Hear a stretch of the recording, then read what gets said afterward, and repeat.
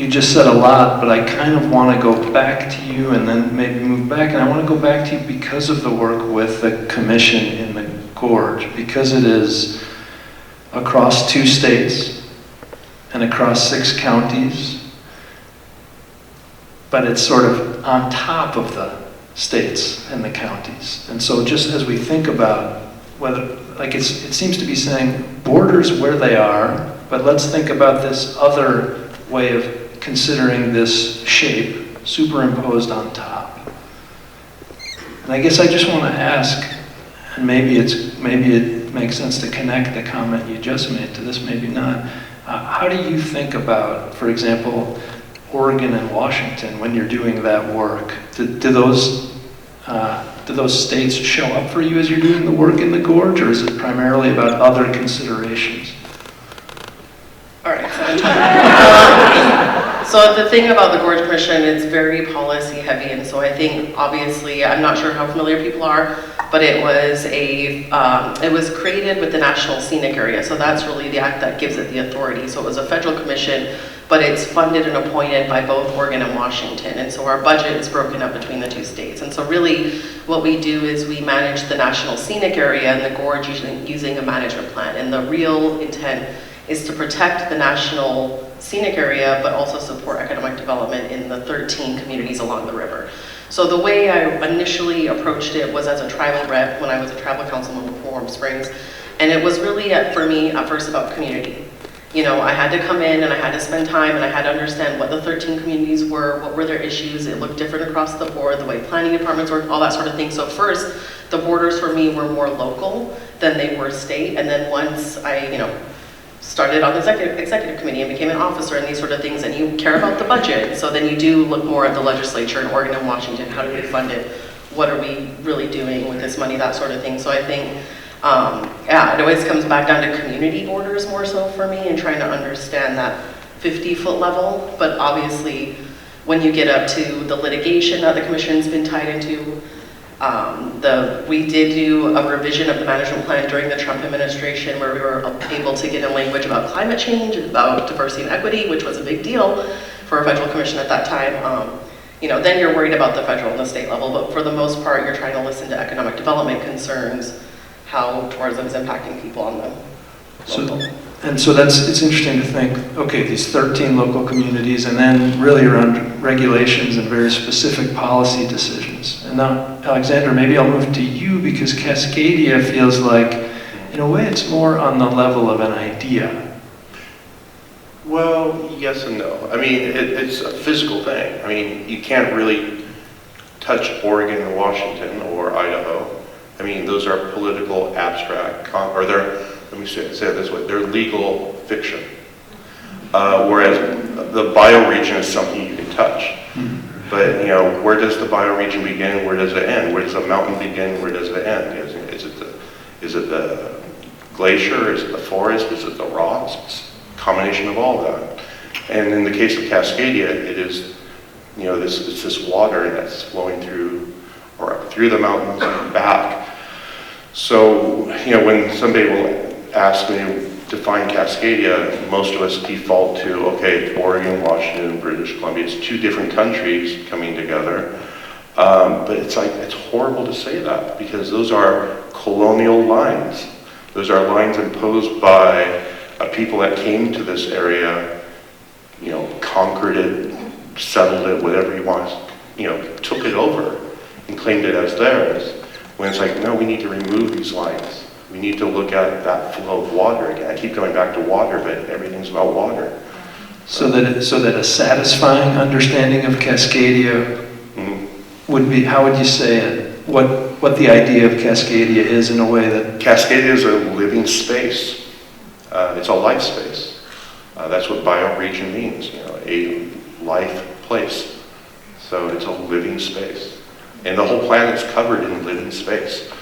It's a biosphere. It's a life circle, so to speak. Globe. All right. Well, I think something that you mentioned is very pertinent to our discussion that we have about Greater Idaho, and that's that these lines were placed in a specific spot a very long time ago by people that lived a very long time ago. So in the case of Oregon and Idaho, that border between the two states was placed there 164 years ago. And when that border was put there, there was less than 50,000 people lived in the entire state of Oregon. So it was a very different time and a very different place, and that border was placed there for a reason. And I honestly don't even know why that was why they chose that spot. But that spot is not functional anymore, and it does not make people's lives better. It does not group similar peoples. It does not actually represent the cultural divide that is in our state. And the cultural divide in the state of Oregon is really the west side of the state and the east side of the state. West side is more urban. Politically, it votes differently. It's got a different geography, different climate. The east side is rural, more conservative, dry. People make their living differently. Those two groups of people are kind of pushed together into the same state governance because of where a line was arbitrarily put 164 years ago, and it causes tension that we don't need to have. It doesn't need to be there, and we can do away with that tension if we move the line. Okay, so some good shifting in seats over here closer to me. It's interesting to think about. I think, in a way, Karina, a few minutes ago, you were talking about, I think, a lot of divides. In a way, the daily experience of a number of divides. And Matt, I hear you talking really about as if there's one big divide between two groups. And it feels to me like one of the questions that I hope we're going to go more into is, like, what should we hope for from geographical borders? What should drive them, or what should we simply say, okay, those are there, we can work in different ways? In other words, what makes, I think again to say, like, what should drive the reconsideration of a border? Like if we're talking about the Gorge Commission, for example, that seems to be driven, well, let me just ask you, what drives the shape of that as you understand it?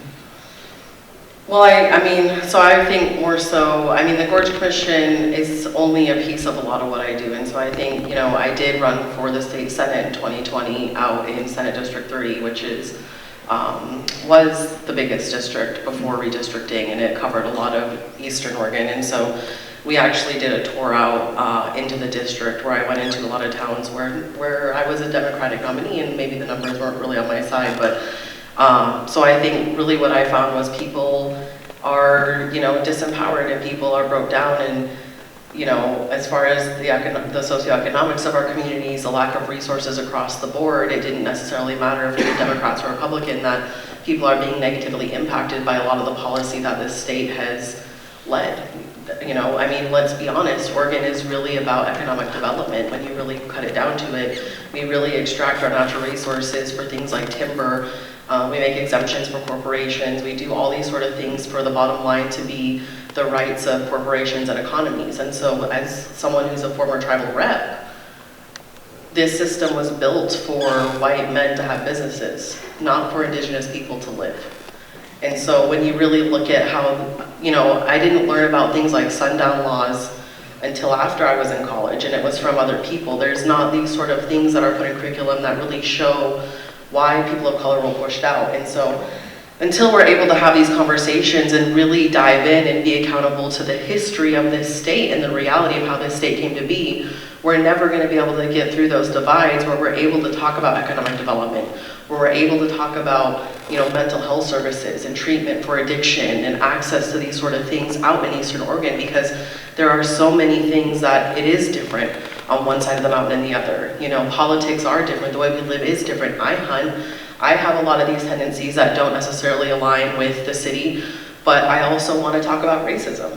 And I shouldn't be forced into, having representatives who never look like me, who never prioritize me, but knowing that their family is just as broke as my family. And so economics is something we can meet on, that my dad was a logger, and a lot of these families are loggers, so I always have to find this common ground.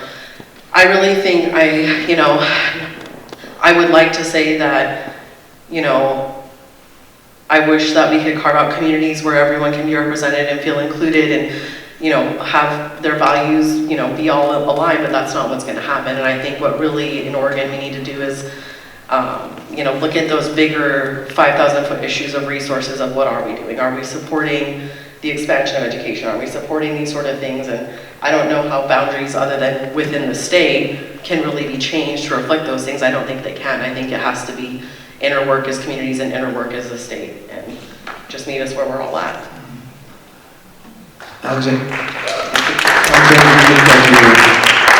you going to respond to any of them? No, except for I was thinking about, the divide between east and west. And if you applied that to the building I live in, because I do not agree with most of my neighbors, at all. I mean, some of my neighbors, one of them has a Merkley sign on their door, but no, I don't agree with them. Imagine if you took that building and divided it up. So, okay, you guys have to live on the west side, and you guys have to live on the east side. It's like, that'd be stupid. Sorry. No. I mean, and even though we don't work together, except for, we do have some things together, it's that diversity of thought that actually creates dialogue, that creates solutions in some ways. If we all thought in a monolithic thought, we'd all, that would be nice, great, maybe we'd all agree that we should have a bigger community garden.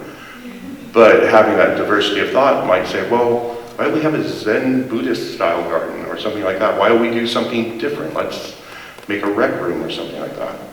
It's the diversity of thought that really counts on that part. I see diversity of thought about to happen. Yes. So historically, borders have been used to group similar communities together, to similar people, similar cultures, so that those communities can govern themselves and preserve their culture and make their community better by deciding what rules that community is going to live their life under. So, when we talk about borders, what we're talking about is grouping similar peoples together, and we do that a lot in this country. We go to a lot of effort to get people representation, get people political power so that they have representation. And, with the Greater Idaho movement, what we're trying to do is we have this issue in Oregon where the west side of the state has 90% of the population, and the east side of the state has a tenth of the population. And so, because those two cultures are very different, whatever the west side of the state decides they want, politically, they get, because they have the numbers to outvote the east side of the state. So we have a permanent political minority on the east side of the state. Although I will just interrupt for a second to say that, if we look at Salem right now, we don't see either side getting what it wants. We see a strange form of dialogue and non-dialogue. Well, what you're seeing is these two very different cultures that are clashing. You have, the east side of the state or conservative people in Oregon in general typically do not have a lot of political power, and they don't have a lot of ability to make political change in this state, and so that's part of why the frustration exists in Eastern Oregon. Eastern Oregon is a very conservative place.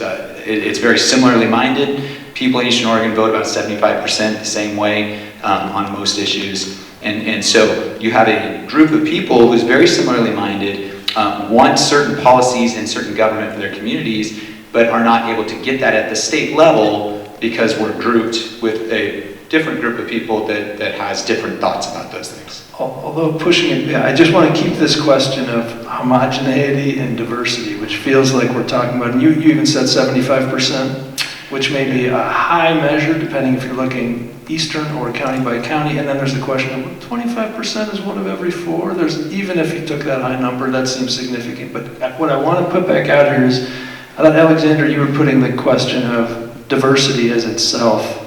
Well, I do have something to add to that, Great. And that is, we have this so-called left-right divide, which is a very small spectrum in the greater political spectrum. And, I tend to vote Democrat, even though I'm registered as a Green and usually nonpartisan or non-affiliated. But I didn't want Tina Kotek as governor, and yet that's what I was stuck with. And maybe we should be asking a bigger question, and that is about our political party systems. About, just to run for, I have a friend in the audience who has ran for different offices. You have to have $3,000 just to get your name in the voter pamphlet. That means somebody who's poor can't run.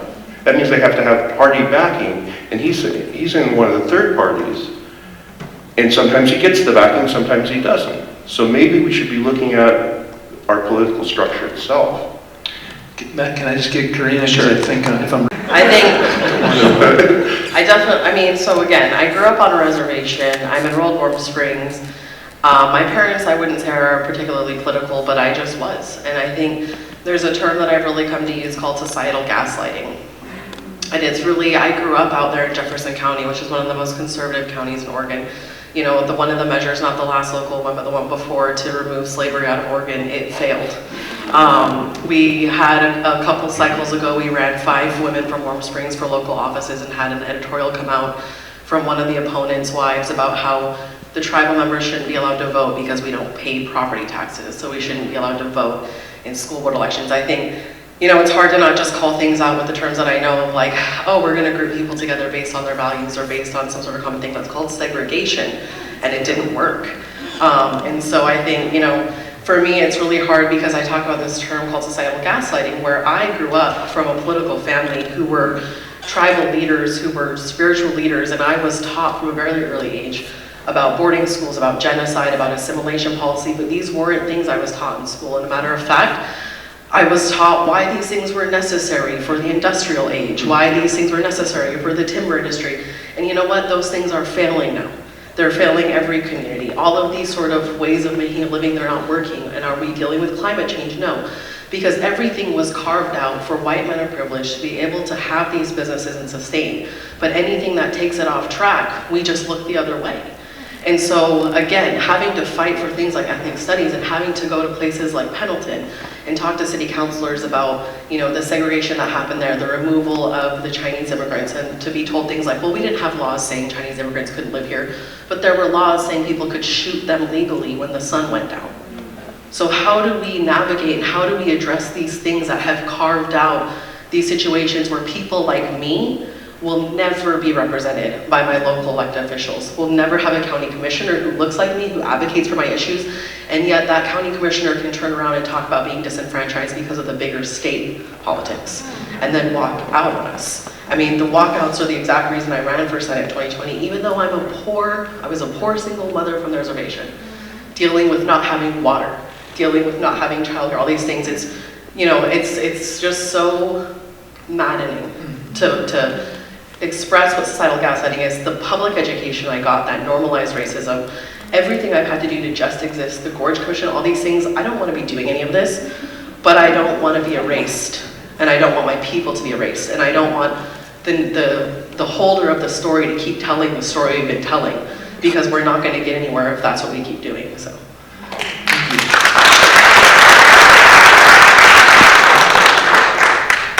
So the idea about diversity and versus homogeneous groups comes up a lot, and I think that, you know, people in Oregon who've lived here for any amount of time know that the east side is different than the west side. They're very different cultures, and you can go down almost any issue, and you pick an issue that people vote on. And people on the west side of the state tend to vote one way. They want certain things for their communities. And people on the east side tend to vote the opposite. And they want something else for their communities. Because of where our current state border is, and because it lumps these two groups of very different peoples together, and one of those groups numerically outweighs the other so much, you have Eastern Oregon counties that effectively have no say in their own state government and have policy forced on them that they don't want, and it doesn't make sense for their communities. So it causes a lot of political tension, and so that's why I was talking earlier about where the border is now isn't functional, it doesn't work. It actually causes more problems than it solves. If we moved that border and allowed Eastern Oregon counties to get their state level governance from Idaho, which is the state level government they want and that they vote for every chance they get, then that political tension in Oregon goes away. The walkout that you're seeing in the legislature, that goes away because you have like-minded people in Western Oregon that create policy that makes sense for them, and you allow Eastern Oregonians to go get policy that makes sense for their communities. Yeah, I mean, I'd imagine all of us, probably everybody is having different thoughts in response to everything that gets said. One thing I'm thinking, and I wish we could do this, is I know there's a room full of people in La Grande right now that are watching this and listening to this. And I can't say for sure, but my guess is there's a range of opinions in there. And I say that to say, I think I actually get viscerally uncomfortable. I feel it sort of in me when I hear there's people on the east side are one way, people on the west side are another way. People on one side of your building are one way, people Right. on the other side are another. It just feels to me like, actually what that does, what worries me about that is it does away with what feels like the tension that you were talking about the difficulty of that tension, but it also feels like that tension holds what our democracy, if it's going to be an inclusive democracy, kind of requires. I guess you're nodding. I'm curious what you're thinking about this, the idea of there are people like this on the east side or the west side. You know.